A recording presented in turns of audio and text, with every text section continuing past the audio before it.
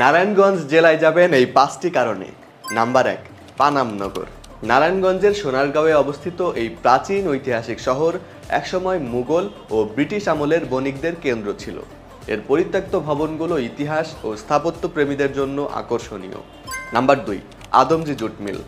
বাংলাদেশের শিল্পায়নের ইতিহাসে আদমজী জুট মিল একটি গুরুত্বপূর্ণ স্থান।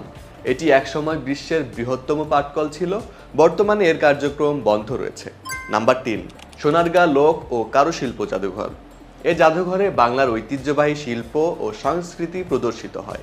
এখানে বিভিন্ন ধরনের লোকশিল্প যেমন মৃৎশিল্প, বস্ত্রশিল্প, কাঠশিল্প এবং ধাতব শিল্পকর্ম দেখা যায়। এটি বাংলাদেশের লোকশিল্প ও ঐতিহ্য সম্পর্কে জানার জন্য একটি চমৎকার স্থান।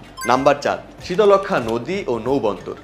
নারায়ণগঞ্জ নদীবন্দরকে পণ্য পরিবহনের দিক থেকে দেশের প্রধান নৌবন্দর বলা হয়, যা শিল্প, বাণিজ্য ও পরিবহনের জন্য অত্যন্ত গুরুত্বপূর্ণ।